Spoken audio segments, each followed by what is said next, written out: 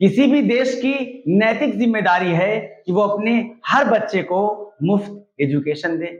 कोई भी सरकार किसी भी बच्चे से पढ़ाई का पैसा नहीं ले सकती और पैसे लेकर एजुकेशन बेचना किसी भी कानून के द्वारा जायज नहीं कहा जा सकता। इसलिए देश भर के नौजवानों को मुफ्त एजुकेशन की मांग करनी चाहिए। भारत के समाज को अपनी सरकारों से पूछना चाहिए कि आप किसी भी बच्चे से पढ़ाई की फीस कैसे ले सकते हैं। सबके लिए एक जैसी एजुकेशन और सबके लिए मुफ्त एजुकेशन ये हर बच्चे का बुनियादी अधिकार है।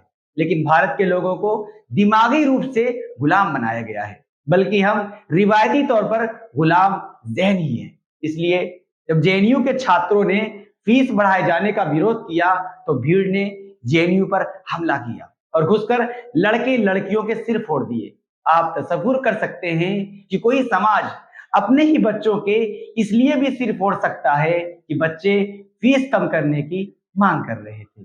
भाजपा ने समाज को न सिर्फ मूर्ख बनाया है बल्कि बेरहम भी बनाया है। अब भारतीय समाज अपने बच्चों के सिर फोड़ने के लिए तैयार हो गया है। बराबरी की मांग करने वाली महिलाओं को बाजारू कहने वाले मैसेज आरएसएस के लोग सुबह सुबह भेजते हैं। मुसलमानों को देशद्रोही, किसानों को खालिस्तानी, दलितों को सनातन धर्म विरोधी, आदिवासियों को नक्सली, मजदूरों को आलसी कामचोर कहने वाली पब्लिक भाजपा ने तैयार कर दी है।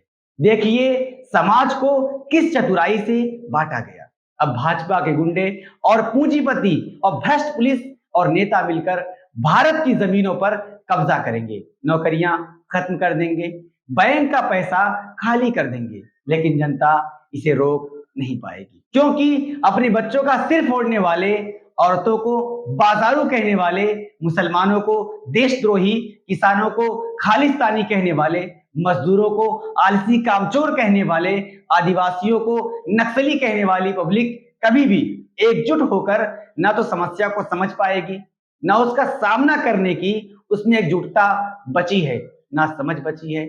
जनता जातिवाद और धर्म के आधार पर एक दूसरे से नफरत करने में मजा ले रही है। लगभग सभी पार्टियां जनता की मूर्खता से फायदा उठाने में लगी हुई हैं। कोई भी पार्टी भाजपा की विभाजनकारी राजनीति के खिलाफ हकीकत में खड़ी नहीं हो रही है। ना उसकी सांप्रदायिकता का मुकाबला किया जा रहा है, ना जातिवाद का, ना पूंजीवाद का। यह सिचुएशन निराशाजनक नहीं है, चुनौतीपूर्ण भी है। ज्यादा बड़ी चुनौती ज्यादा काम करने की प्रेरणा देती है। अगर समस्या समझ में आ रही है तो समाधान भी समझ में आ रहा होगा। मिलकर इसे ठीक करने में लगिए, वरना और बुरी हालत में पहुंच जाएंगे। आपकी क्या राय है? आप अपनी राय कमेंट में भेज सकते हैं। फिलहाल नायन में इतना ही, दीजिए मुझे इजाजत।